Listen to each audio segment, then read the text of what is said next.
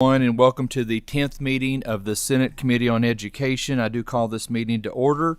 If you are in the audience as a guest today or also as a committee member on the committee, if you do have a cell phone, if you please just turn that to silence or vibrate so we could conduct our business for today, it would be greatly appreciated. Also, as an announcement we always make, no signs are permitted in the committee rooms. And I will take the roll first, and then I'll have any members that have guests to make those introductions. But Mariah, if you would, please call the roll. Senator Carroll. Here. Senator Gibbons. Senator Harper Angel. Senator Higdon. Here. Senator Kerr. Senator Meredith. Here.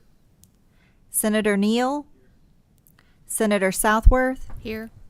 Senator Stivers, Senator Thomas, Senator Wilson, here.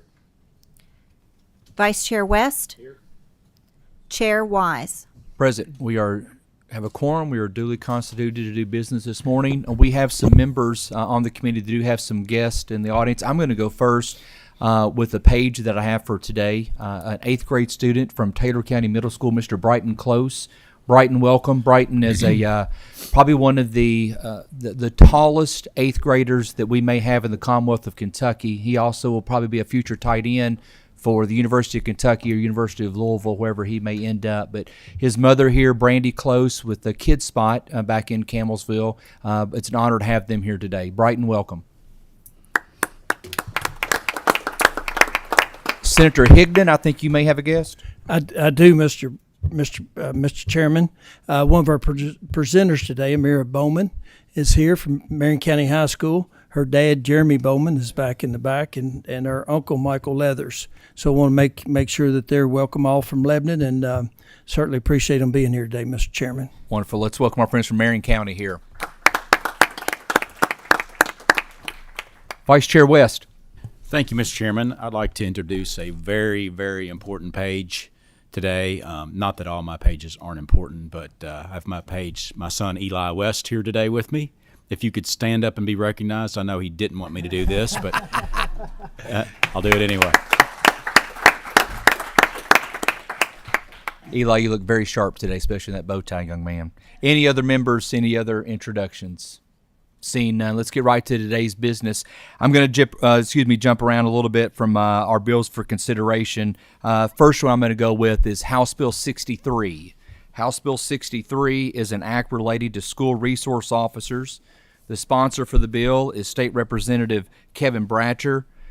Representative Bratcher, good morning. Welcome to the Senate Education Committee. And you know the role and the routine. If you would identify yourself for the record, please. And any guests, I'm not sure if you have with you today or not. No, I'm going solo. I appreciate it, Chairman. Kevin Bratcher, State Representative, 29th District. Sounds great.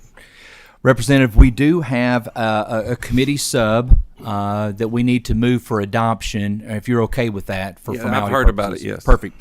I would like to make a motion to adopt the committee sub. Motion. We have a motion. Do we have a second? Second. We do have a second. All those in favor of accepting the committee sub, please do so by saying aye. Aye. All those opposed? We have a no. Okay. Just so for the record. Representative Bratcher, I'm going to let you continue to open up the discussion, and then I will defer to Senator Carroll, who will have some comments on the sub, but I'll go ahead and let you have the floor. Thank you, sir. When the Kentucky School and Safety Resiliency Act was passed a few years ago, it covered areas on how to make our Kentucky schools safer. One of them was that an SRO should be on each school campus ready to go if the unthinkable happens. Many schools are following this requirement and some others are not, mostly due to lacking of funding and qualified personnel. House Bill 63, which is before you, will help the schools by having the school report the reasons they cannot fulfill this requirement to the School Safety Center so that a plan can be created to make the school compliant. This bill is not an unfunded mandate. This bill simply clarifies how a school can meet the requirements put forth by the Safety and Resiliency Act.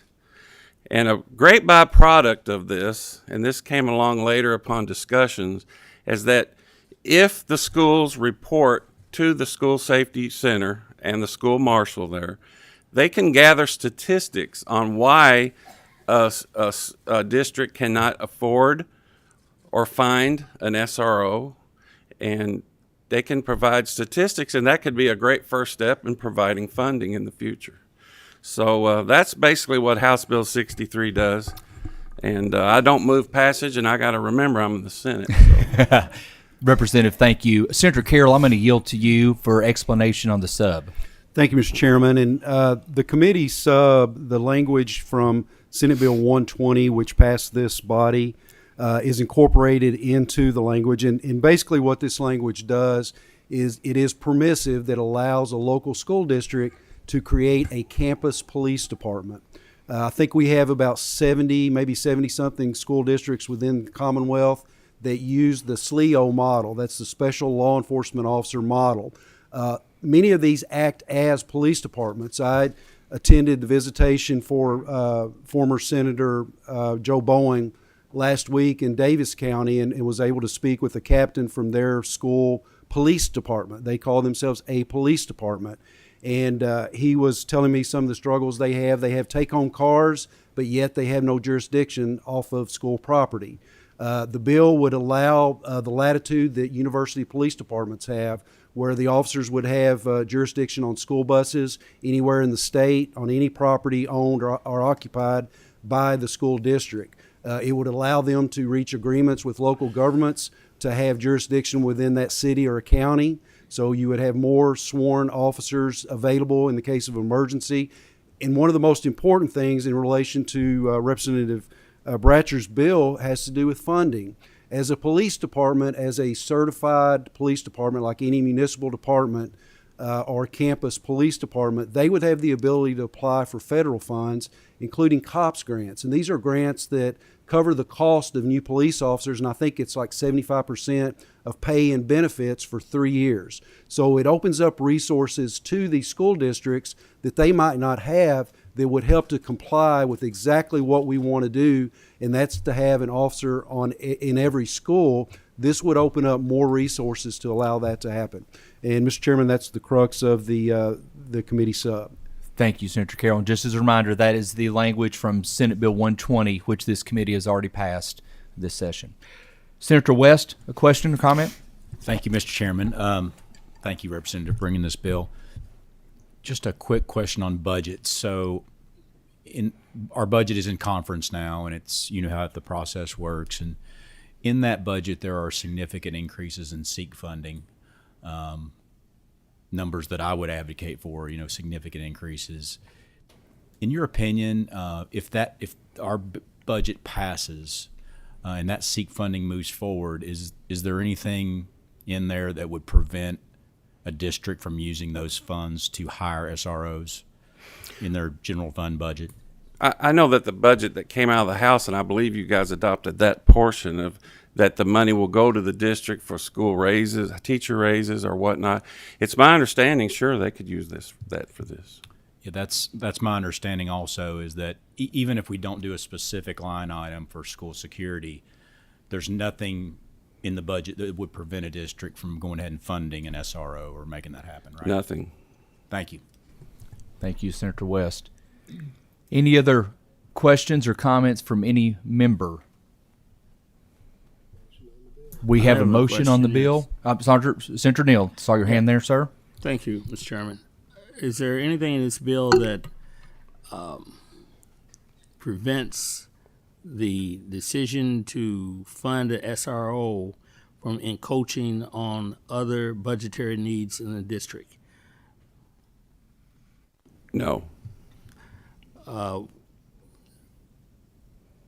What assurance in the bill that suggests that that's a no? Well, this bill is simply reporting.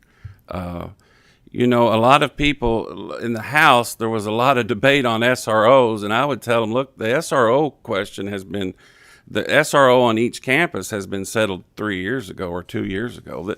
This is simply, if you cannot get to an SRO on each campus, that you must report it to the School Safety Center, which is in Richmond, I believe, and come up with a plan to get there. Is the plan, Mr. Chairman, Please proceed. if is the plan based upon the availability? They have to develop a plan. So is that based upon the availability of additional funds, or do they have to encoach? My concern is the encroachment of the funding by this particular initiative and compromising local decision making close to the ground in terms of what they need, where they need, when they need it. And that's my concern. This bill, the original 63, will not encroach on that whatsoever. And I don't believe the committee sub will either, because the committee sub is permissive. So the answer is no, I'm sure, Senator. Last question, Mr. Chairman. Please proceed. So if, let's say like in a large school district like JCPS, because of the locations of schools, because they're not every one of those schools is in a position, perhaps, in terms of their budgetary capacity to address having SROs in each school, that does this in any way infringe upon the local decision as to we will have SRO in this school, or it might be covering 2 or 3 schools or something like that? Does it impinge upon that kind of decision making? Well, to answer that was established 2 or 3 years ago. Whenever So the answer is no. Will this bill infringe Yes. on? Say it again. I'm sorry. My concern is local decision making. Sometimes we set policy, and it's one size fit all. We may not perceive it that way, but when it gets into operational level on the ground, it's not congruent, and that's why local decision making is so important in any of these processes.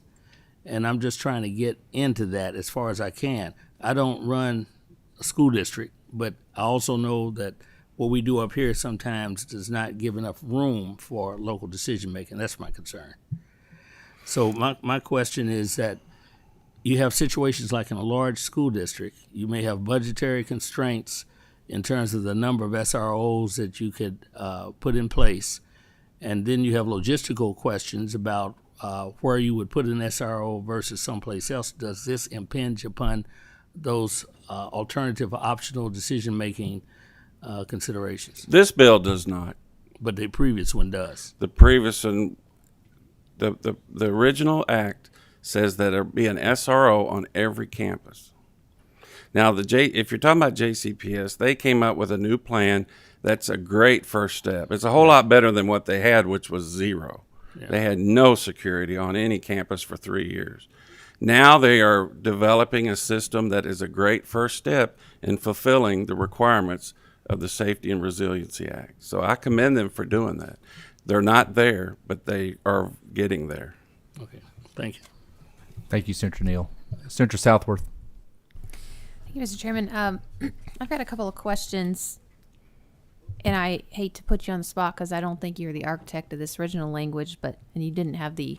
Well, we have the architect here. Yeah, but obviously it's on your bill, so now you've read it and hopefully accepted it. So where we're talking about police officers appointed by the local board of education acting as peace officers in section 3 on page 4, on page 5, the local board of education could have them enforce school policy also, right? So my question for you is the local school district, the Board of Education, does the Board of Education currently commission peace officers, or are those through, I thought they were through the Sheriff's Department? And so how does the local board have maybe the authority and or the ability to properly appoint and supervise a police force? Well, each school district can make a deal with their sheriff's office, police officer, or they can hire their own security. That's the way it is currently. So if they hire their own security, is that person a peace officer or are they a local security guard? If they should be a POP certified SRO qualified peace officer, but That is correct. Okay, thank you. That's what they should be. Senator Carroll, do you have a comment? Yeah, Mr. Chairman, there are the different models. You can contract with the local law enforcement officer, or you can use special law enforcement officers, which those are POP certified officers. And as I said, Davis County calls they call it a police department, the Davis County School Police Department, and they are sworn. They have jurisdiction on school property. It's very limited, but they are POP certified officers with limited jurisdiction, and they are classified as SROs. They get the CLEF funding, and they must be certified. But there are just two models that any district can decide to use. If the contract model, if they don't like that, then they can do the SLEOs. If they want even more control of their officers, they can do the option that I'm offering, and that's a police department where they can control the training, they can control how their campuses are policed to a greater level, they have access to more funding. So the idea is to create options for each school district, because every school district is different on what works for them. But all of these officers are POP certified officers that have arrest powers and everything that comes with that. Thank you, Senator Carroll. Any other member, any other question or comment? I know we have a motion on the bill from Senator Wilson. Do we have a second on the bill? Second. We have a second from Senator West. Mariah, if you would, please call the roll. Senator Carroll, Aye. Senator Givens, Senator Harper Angel, Senator Higdon, Senator Kerr, Senator Meredith, Senator Neal, I'm going to pass at this point in time. Doesn't mean I will not support it on the floor, but I want to look at it a little closer. Thank you. Senator Southworth, Explain my no vote, Mr. Chairman. Please proceed. I voted no on this just a couple weeks ago, and I'm going to vote no on it again today. I feel like we're leaping from 1% to 1,000%, and there probably needs to be a little better care taken in smaller increments, I think. Senator Stivers, Senator Thomas, Senator West, Senator Wilson, Chair Wise. Aye. I have a vote count of 8 aye votes, 1 no vote, and 1 pass vote. Josh, is that correct? Good. My math is good this morning. Great. The bill does pass. We cannot place it on the consent, though, by having a no and a pass vote. But as the bill is amended, it will proceed. We do have a title amendment. I need a motion and a second on the title amendment. Motion. We have a motion by Senator Carroll and a second by Senator West. All those in favor of accepting the title amendment, please do so by saying aye. Aye. All those opposed, motion carries. Congratulations, Representative Bratcher. Thank you, sir. Next item on our agenda today is House Bill 44, an act relating to student mental health. The sponsor is Representative Bobby McCool. Representative, welcome. I know you've been here before in front of the Senate Education Committee, but welcome back. And I know you've got some guests this morning with you. Great looking guests that you have. So Representative, I'm going to have you, and also I see Representative Wilner's made her way to the table too. You all know the protocol. Introduce yourselves for the record. Make sure the microphones are on green, and you may proceed. Thank you, Mr. Chairman. Appreciate this opportunity to present this bill to you today. And you're correct, I do have some wonderful guests here with me today. You're going to hear from them just in a moment, and I'll be quiet so you can hear the experts. Bobby McCool, District 97 State Representative. Cole Butcher. Cameron Julian. Amira Bowman. I'm from Johnson County, Kentucky. I'm from Louisville. Good. And I'm from Marion County. Excellent. Representative Wilner, I'm sure if you're testifying or not, but just for the record. Yes, Lisa Wilner, representative from House District 35. Wonderful. Representative McCool, I know we have a proposed committee sub on the bill. Before you get into discussion on the bill, I would like to ask that we present it to us. Do we have a motion? We have a motion for Senator Southworth. We have a second from Senator Wilson. All those in favor of accepting the sub, do so by saying aye. Aye. Those opposed? Motion carries. Representative McCool, I'll give you the floor to give me a little bit of a background for our members here of how we came about. Thank you, Mr. Chairman, and I do appreciate this opportunity. Mental health is an issue that's throughout our country, and we know that.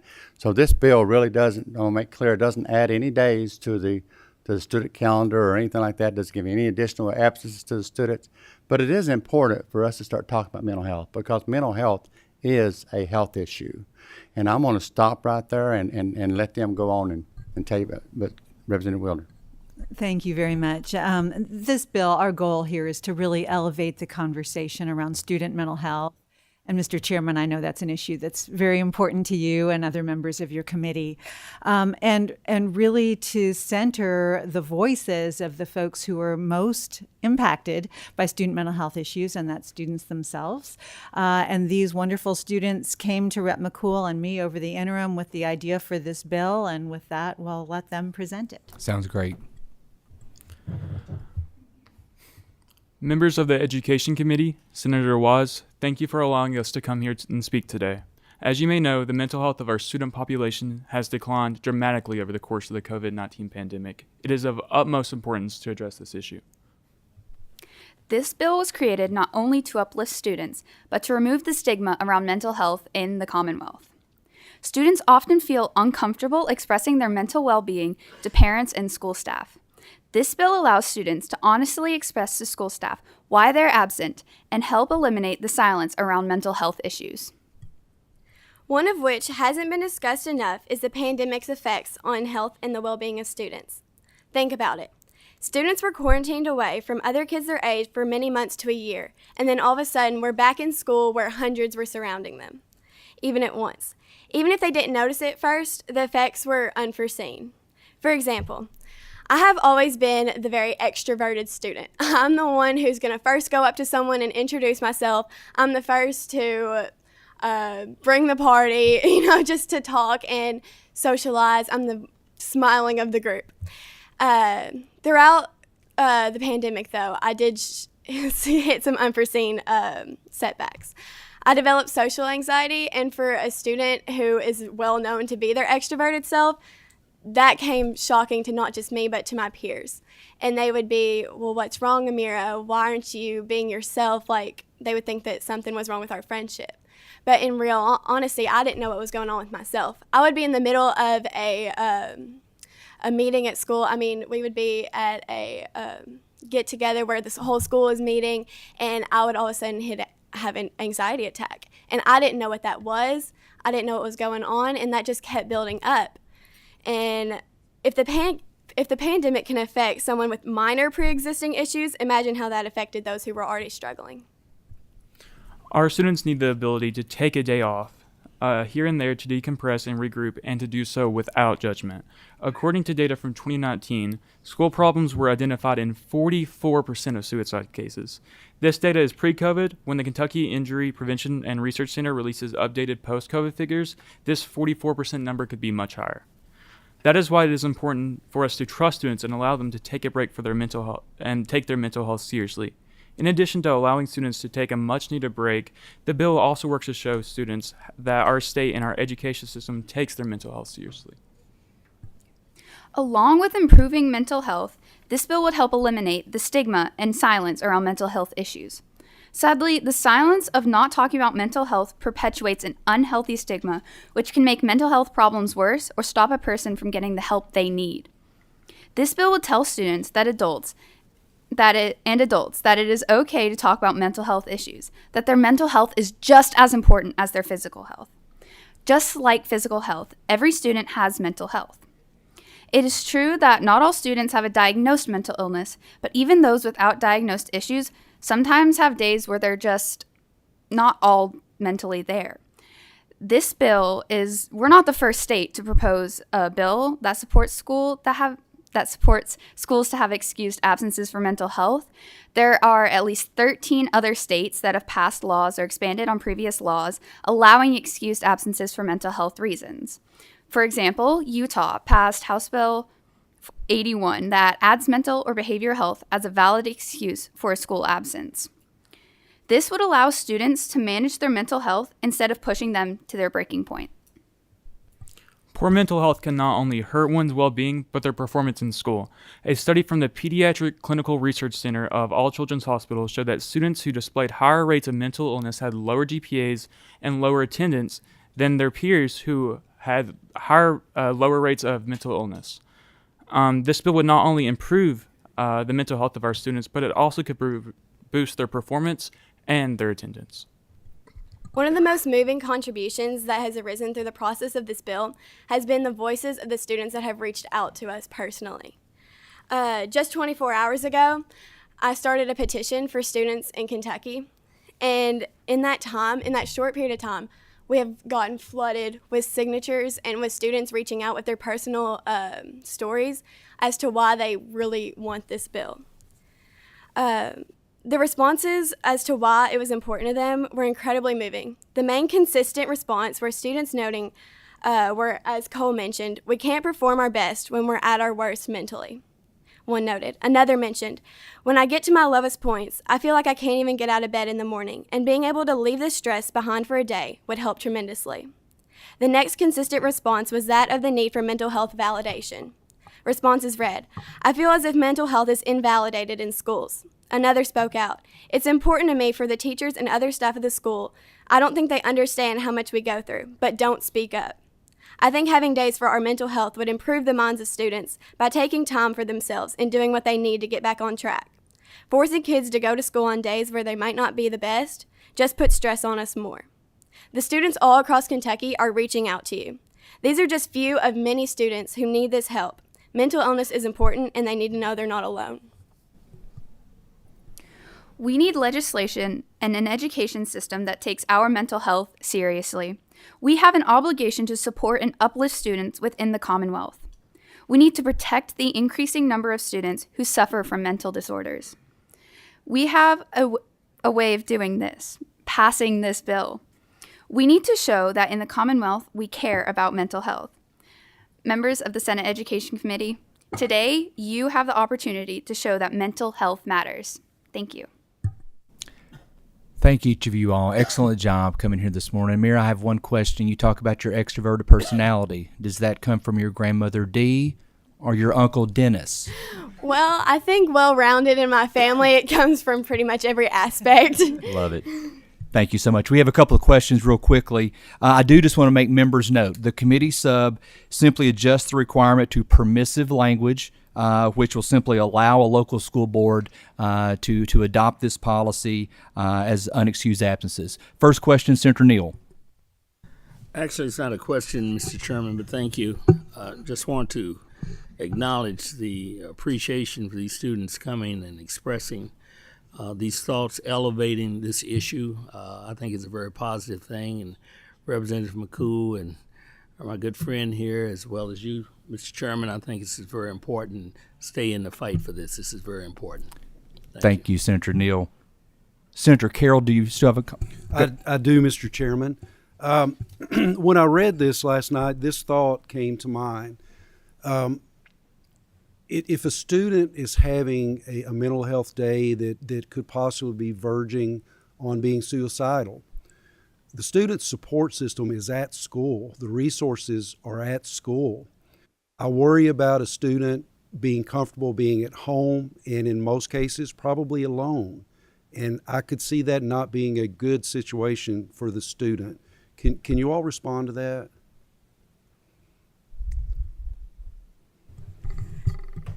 Thank you for the question, Senator. And just like any other excused absence, a parent or guardian caregiver would still need to call into the school.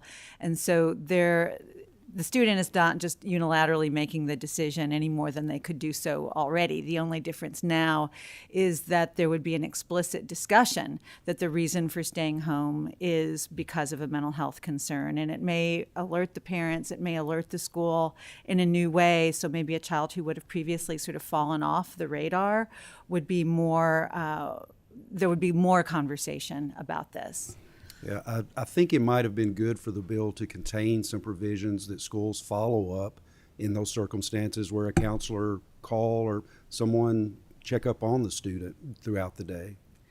And I could just say that there's nothing to preclude that from happening.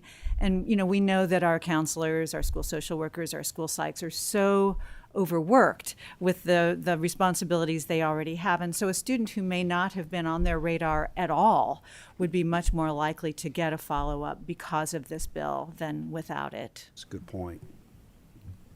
Sandra, that's what I was going to say too. Our school system is set up to, once they hear or identify something like that, they will most likely have that opportunity to develop the policy to address that. And I believe they will. Great. Awesome job, students. Thank you, Great Mr. Chairman. conversation. Senator Higdon. Thank you, Mr. Chairman, and Representative Wilner and Representative McCool. Thank you all for your work on this. And Amira, you and your team, congratulations. You're 2 steps away from having a bill to pass the Kentucky General Assembly, and it's a brutal process at times. And this year, if you look in the get one of those legislative records, it's about that thick, of over 1,200 bills filed. To date, there's only 16 that have made it all the way through the process, and we only have 10 days left. So you're to be commended, and like I said, it is a brutal process, and congratulations on being this close to getting a bill completely passed through the Kentucky General Assembly and signed by the governor. Thank you. Thank you, Senator. Seeing no further questions or comments, do we have a motion on the bill? We have a motion from Senator Neal, a second. I'll take the second. Mariah, please call the roll. Senator Carroll. Aye. Senator Givens. Senator Harper Angel. Senator Higdon. Senator Kerr. Senator Meredith. Senator Neal. Senator Southworth. It's been my aye vote, Mr. Chairman. Please proceed. There's a lot of reasons why I like this bill, so I'm not going to be able to explain all of them. But one reason I really like the bill is because I feel like we should have more flexibility on when we get an excused absence from school. In fact, I have been a strong supporter of more absences from school, and I feel like one of the main goals for me in being on this committee in the education policy is to get schools, teachers, and all of the adults in the lives of our students to quit stressing them out as much as possible. When I was a teacher, I got my students after they left another teacher's class, and they were so stressed out they couldn't even learn in my class. And when we have kids too stressed out, it just creates major problems, and our kids are way too stressed out. So thank you guys. Good luck, and hang in there. Senator Stivers. Senator Thomas. Senator West. Senator Wilson. Chair Wise. Aye. By a vote of 9-0, the bill does pass. Representative McCool, I'm going to ask for consent, if that's possible, or would somebody like to make some comments on the floor with the bill? I think this subject is worthy of comment on the floor. I'll allow it. Okay. Okay. We will not move for consent, so we'll move for the bill to further along, and that will be House Bill 44. Congratulations. Nice job, every one of you all.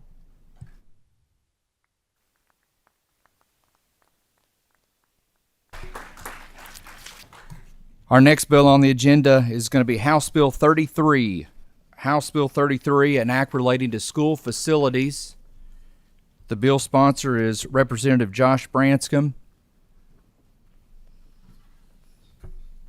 Representative, good to have you here this morning. I think this is the first time maybe you've appeared before the Senate Education Committee. Hope it's not your last. Hope next time you wear green, though. Yeah, on this St. Patrick's Day. Shame on me, right? Representative, in all seriousness, welcome this morning. If you would, please identify yourself for the record and also your guest. Josh Branscombe, Kentucky House of Representatives, District 83. Jay Ritter with the Department of Education. Great. Representative Branscombe, the floor is yours. All right, appreciate it. Thank you, Mr. Chairman and members. I appreciate the opportunity to be here today to speak with you on House Bill 33.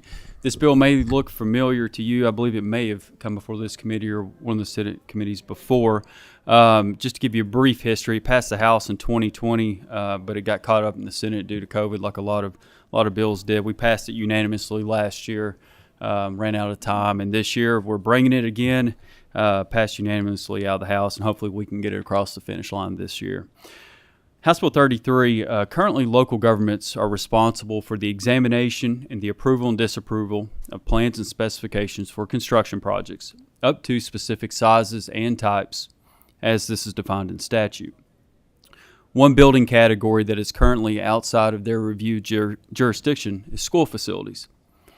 The purpose of House Bill 33 is to allow local governments to perform plan review, inspection, and have jurisdiction over enforcement responsibilities for school construction projects when the local government and the Department of Housing, Building, Construction agree in writing. So just to emphasize, this is only with written agreement from HBC. The purpose of this bill is to relieve some of the burden on HBC and the backlog for state plan review and allow local governments, where appropriate and with qualified personnel, to get those projects up and moving. Throughout the process, I've worked closely with the Kentucky Department of Education on additional language to this review process, as well as cleanup of existing language in statute. I'm going to let Mr. Che Ritter with KDE discuss that language. Great. Thank you. There's a couple things in this bill. One is the Efficient School Design Trust Fund. This was never used, to our knowledge, never funded. There's also some language about an energy report that KDE creates with energy policy. And this report, I worked with staff to kind of determine in the last couple of years. It takes about 100 hours of labor to build this report. And honestly, we're not sure if anyone's ever read it. It's a thick report full of a lot of good information, but it's just not as feasible as it once was. And staffing levels, of course, in our office that work with school facilities is minimal. We have 171 districts. Construction has literally exploded, and we review plans every day. And this report takes up a big chunk of their time. So that's part of it. As well as the efficiency part, school districts are incented naturally, like we all are, to use LED lights, insulate properly. The design professionals they hire by law. This is a huge focus when these plans come through to us, is efficiency. They want to save money, have efficient energy systems, geothermal, et cetera, like that. Thank you. Thank you all. Any questions from Senator Southworth? I have two quick ones.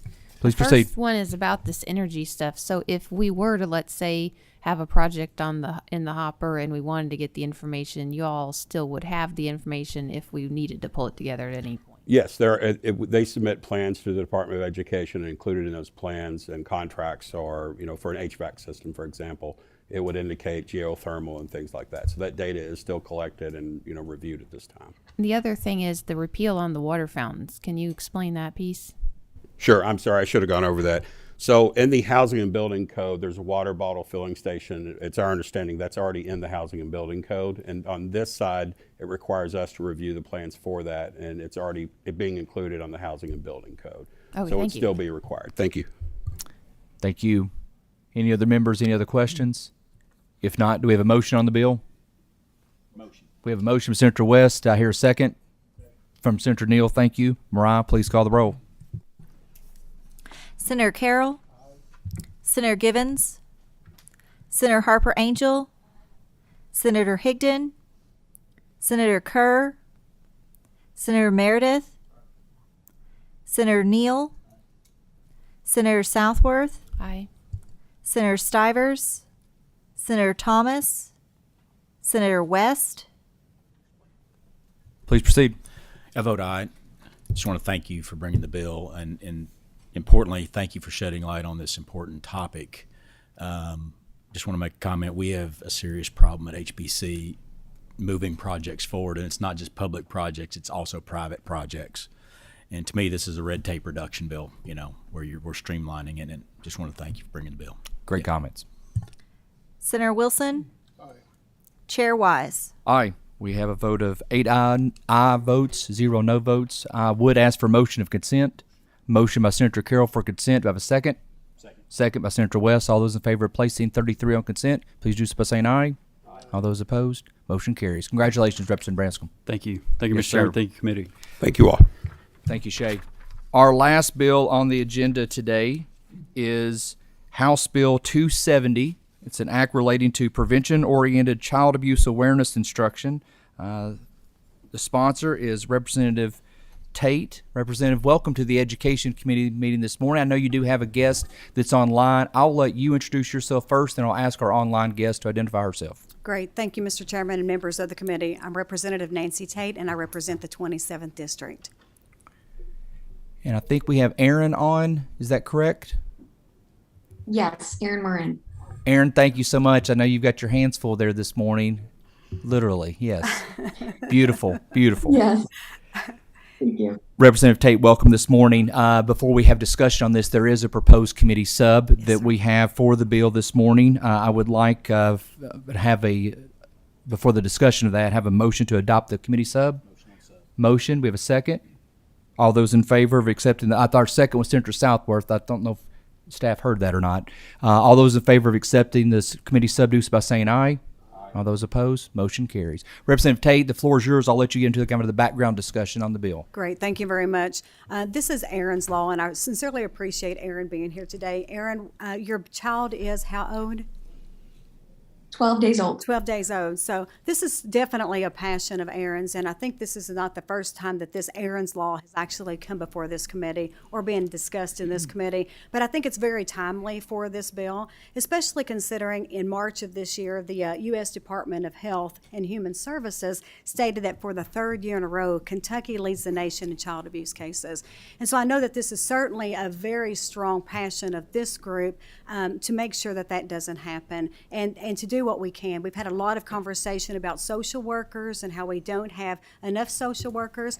And so I think that it's really important, and the social workers do a lot of work and we cannot live without them. But this is a bill and a situation and another tactic. It's not a silver bullet, but I think it's certainly something else to add to our toolkit that will help with this situation. Completely agree. Representative Tate, thank you. Really quick, members, on the sub, I just want to briefly explain what we're doing here. The original House bill version required the Kentucky Department of Education to maintain an approved list and for a superintendent to adopt a curriculum that includes instruction for age-appropriate and evidence-based strategies for child physical, sexual, and emotional abuse and neglect. The committee sub basically accomplishes the original intent of the bill within the existing trauma-informed processes that we established in the 2019 Senate Bill 1 that was under the School Safety and Resiliency Act. So this will incorporate age-appropriate, evidence-based interventions and strategies for those child physical, sexual, and emotional abuse and neglect awareness and prevention within training, guidance, and assistance that's already provided to the local school trauma-informed team of mental health service providers, the existing Kentucky Department of Education toolkit of trauma-informed strategies, and the required local school board plan for a school district's trauma-informed approach in its school. So we basically just incorporated that into the existing language we have done previously with the with Senate Bill 1 years ago. Do we have any comments from any member on the bill? Senator Southworth. I got a question, Mr. Chairman. Please proceed. Surprisingly. Okay. I'm looking at page 4, and at the very top it says enhancing age-appropriate child abuse and neglect awareness throughout the school community. Now, before on page 2, it says there's going to be training, guidance, assistance to administrators, teachers, and staff. On page 3, it says we're going to have recommendations made available. At the end of page 4, it says there's going to be notification to superintendents detailing about the standards. What I'm trying to get to on the top of page 4 is this question. I don't really believe in the word age appropriate in this situation because there's no such thing. This is not a question of age. This is a question of experience. And I think back to times when I was a very young person and I worked at a summer camp, and we went through all the abuse awareness, all the stuff you have to do.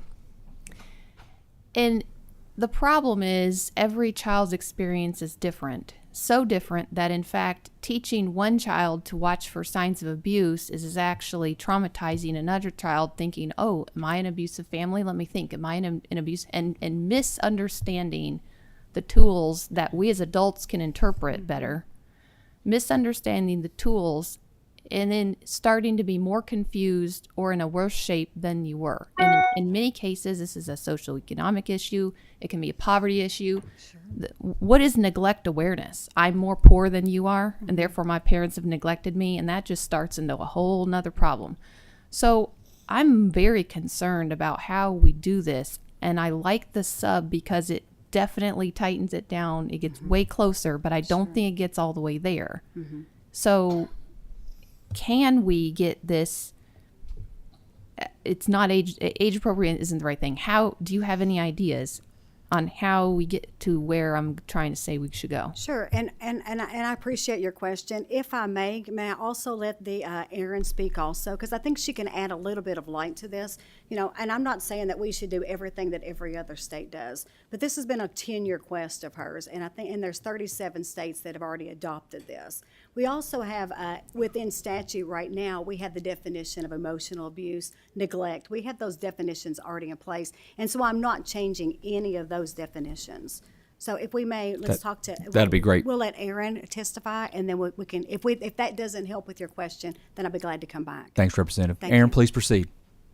Thank you. So I traveled to Kentucky, was it 8 years ago, and testified in that room on this bill. It could have been one of the first 10 states to pass it. Unfortunately, here we are all these years later, and 37 states have passed it, and I'm hoping we can change Kentucky and make it the 38th state. Growing up, I'm from the Chicagoland area, still live here. I went off to kindergarten and met my best friend. And it was in kindergarten that I had my first overnight at her house. And she had an uncle that lived in the home. And in the middle of the night, I woke up to him coming in the room and sexually abusing me. And he told me to keep it a secret. The abuse continued for the next 3.5 years. I was repeatedly threatened, don't tell anyone, keep it a secret. All the red flags were there, all the behavior problems. The school even held me back. But eventually we moved. And that's why my abuse ended. No one was teaching me the tools on safe and unsafe touch, safe and unsafe secrets, how to report your abuse to a safe, trusted adult. The only education I got, and millions of children get throughout this country when they're not being taught this law, is to keep it a secret. You might think this should be a conversation left in the home with mom and dad. Unfortunately, most parents only talk to their kids about stranger danger. 90% of the time, children are not being sexually abused, physically abused by the stranger, but by someone they know and trust. Growing up in the public school, we teach kids bully intervention, internet safety, suicide prevention. In 6th grade, I still have my DARE card, teaching us the 8 ways to say no to drugs. But I tell legislators across this country, where are the 8 ways to teach kids on how to speak up and tell if you're being abused? We failed to do that. At age 11, I woke up in my grandparents' condo in Wisconsin to now an older teenage cousin sexually abusing me. This was like the brother I never had growing up who lived down the street from me. For the next almost 2 years, he repeatedly threatened me. No one will believe you. You'll destroy our family. You have no proof that I'm doing this to you. So I turned to my little pink childhood diary and wrote all about my abuse, keeping it a secret, because once again, I was only being taught to keep it a secret, not tell anyone. All the red flags, depression, grades dropping were all there, but nobody knew why. And the only reason I spoke up and found my voice is because, like many predators, they're abusing more than one person if they're getting away with it. And my 11-year-old sister came to me and blurted out the words that my cousin was gross. And I knew immediately he was silencing and abusing her also. So here I have now been on this quest for more than a decade to require, starting in my home state of Illinois, that we teach kids personal body safety education. I feel it is a no-brainer. Teaching kids the difference and going back to age appropriate, there are research-based curriculums across this country that are now being used in these 37 states. Teaching kids the differences between safe and unsafe touch, safe and unsafe secrets. They're showing the little kindergartners, first graders videos, empowering them on how to speak up and tell. And I know there was a concern about kids making false accusations. When you look at the research, it is very, very, very minimal that a child would make up abuse. And when a child has in those very small situations, during the interview process, they see that there's not consistency in a child's story, and it usually does not move forward. So if there's concerns about innocent people being locked up for this, that is a very, very rare situation to happen. You might wonder, funding, how are schools paying for this? In 2015, President Obama signed the Every Student Succeeds Act, and a portion of it was introduced by U.S. Senator Gillibrand to require federal funding under Aaron's Law. It falls under an umbrella where you teach DARE, bully intervention, funding there for schools to use. But in a lot of states, they don't even need to use that. For example, both my kindergartner and second grader learned Aaron's Law last week. They didn't need to hire an outside program to come in and teach it. The school social worker taught the kindergartners, the health teacher taught the second graders. So we already have in-house staff that are trained teaching during in-service days how to address and talk to kids about this. So you might be wondering, 37 states have now passed this. Do you have proof that this is working? Across the country, and I don't have time to show you them all, but there are articles like this popping up everywhere. Advocates highlight Aaron's Law after brave child abuse child comes forward to report her abuse. She recorded it after being taught Aaron's Law. 9-year-old comes forward about sexual abuse after school presentation. Elementary school abuse program helps lead to arrest of Prince William County man. I've got dozens of articles like this, and one of the most extreme situations comes out of New York last spring. I spent 8 years going back and forth with legislators in New York to pass this law. And I sat there and told them every time I testified, emailed and called them, one day I will bring you the proof of why I never stopped the determination to get this law passed and give kids in the state of New York a voice. Because there are kids that need to, find that ability to speak up and tell, because no one is educating them. Last spring was the first year Aaron's Law was mandated in the state of New York. And while it was being taught by a children's advocacy center coming into the school in upstate New York in March, 9 children came forward in that one elementary school saying they were being sexually abused. And who were these 9 children pointing the finger at? The same man, the principal. This principal was arrested, having programs called Lunch Buddies, inviting students into his office, closing the door, pretending to be having lunch with these kids or reading programs with these kids when he was actually sexually abusing him. He was a principal in the school for 17 years. And as you can imagine, with these predators, they're getting away with it. They're going to keep doing it. Since his arrest, more than 30 students dating back to 2009, we've got 17-year-olds now coming forward saying this principal molested them for years from first grade, third, fifth, multiple times. Let's think for a moment.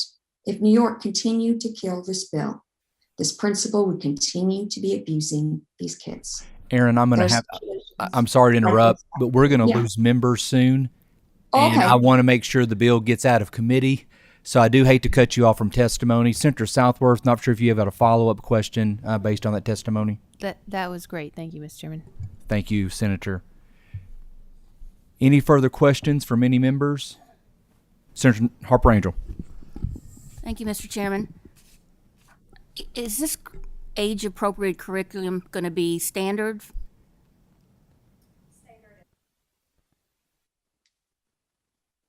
Yes. Representative, check your mic, please. I'm sorry. Excuse me. Yep. Yeah. So the request is that the Department of Education will actually create and make suggestions and then put that in the toolkit along with the other curriculum that's currently being available. So it will be? That is the suggestion. Absolutely. That's correct. Thank you. Yes, ma'am. Thank you, Senator. Any further questions or comments? Seeing none, do we have a motion on the bill? We have a motion from Senator Meredith. Do we have a second? I have a second from Senator Carroll. Mariah, please call the roll. Senator Carroll. Senator Gibbons. Senator Harper Angel.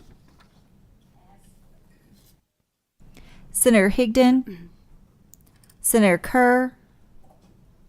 Senator Meredith. Senator Neal. Senator Southworth. Explain my pass vote, Mr. Chairman. Please proceed. Thank you, Aaron, for telling us about those stories, because I actually am aware of those things going on in Kentucky schools right now. And I worked for a few years trying to get to the bottom of it and helping other people that have been trying to get to the bottom of it for more years than that. And we do need to get to the bottom of it, and it's very frustrating when nobody in authority will lift a finger. So I want to do something about that, and I do think this is a great vehicle to do that in. The concern I still have is the stories we're talking about are, sexual abuse, predators, and that kind of thing, and the wording in the bill includes things like neglect awareness, which I think goes more to where my issues and concerns were before, and so I might consider perhaps a floor amendment, Mr. Chairman, to really focus in on how are we going to teach kids. We don't want kids to start being scared. Unfortunately, this is the case wherein, little girls are getting scared of their dads because they're hearing these terrible stories about other predators, and their dads are not the predators, but, they don't know how to sort all that out, between a father-daughter relationship that's actually healthy and right versus the freaky uncle in the middle of the night. And we need to figure out how to draw that line. And I hope curriculum developers have done that, but I highly doubt they have, considering the stories I've heard. So I certainly would like to make more progress on this. Thank you. Senator Stivers, Senator Thomas, Senator West, Senator Wilson, Chair Wise. Aye. I'm going to call a brief recess. Senator Higdon is on his way back into the room to cast the vote. Please proceed. Yes, sir. Chairman West, as you know, I was away from the committee meeting, and so there are 3 votes I want to cast. Please proceed. Yes, sir. As a committee member. Thank you. I want to be listed in the minutes as voting aye on House Bill 33. I want to be listed in the minutes as voting aye on House Bill 44, and I want to be listed in the minutes as voting aye on House Bill 63. Thank you, Senator Thomas. Do we have any other member want to cast a vote of previous votes they had missed? Senator Higdon, I think. Okay, want to cast an aye vote for House Bill 33, and aye vote for House Bill 270. So we do have an aye vote for House Bill 270, making sure staff has all the paperwork in line here. Senator Thomas, we have a question. You are an aye vote on all 3. Staff is asking just to make sure. 33, 44, I already voted aye on 270. Yes, but The other 3, you are an aye vote. Thank you so much. What's our final vote count, Josh? We have votes of 7 aye votes, 2 pass votes. The bill does pass the committee. It does not be placed on consent with the pass. But Representative Tate, thank you so much. Thank you, Aaron, for also being here today. Great. Thank you very much. Thank you. Thank you. We do have a title amendment. I need a really quick motion and a second on the title amendment. A motion and a second. All those in favor of accepting the title amendment, do so by saying aye. All those opposed, motion carries. If I might just add one thing, Please. too. April is Child Abuse Awareness Month, and so I'm really excited about this bill and also Senate Bill 8, because I think Senate Bill 8 is amazing, and I think it's probably going to be one of the most helpful bills that come out of our session this year. So I thank you all very much. Thank you, Representative, for those words. We have a motion for adjournment. So moved. Thank you.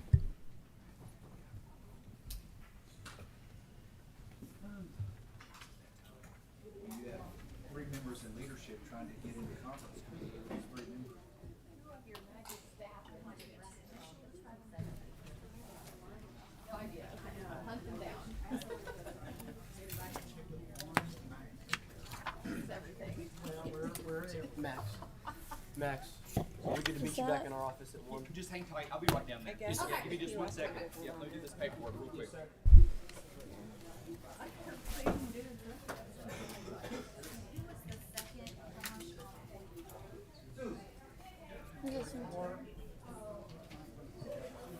It may have been me. I was the second on one. 44 the second. Yep.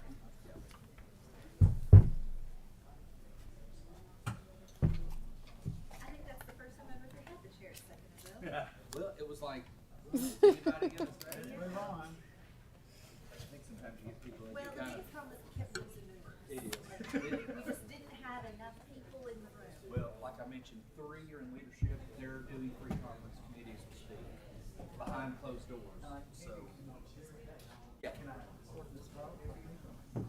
Yeah. Exactly. No, it all worked out. Thank you all. Yeah. All righty. Well, Thanks, guys. let us know. I was curved here for a meeting. I don't think we've had her. That's what you need to be members present. Thanks, guys. All right. So 33.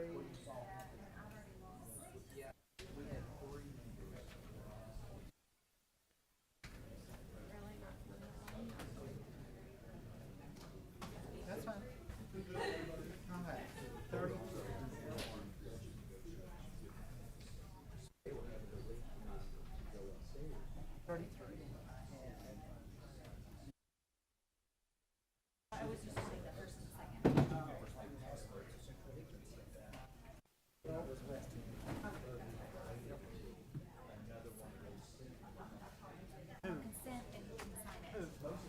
Senator.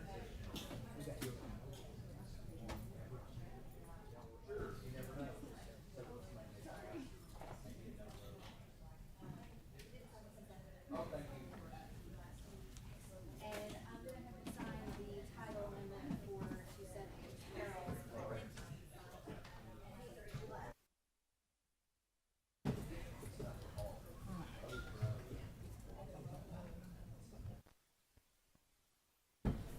I mean, you can adopt it if you want it.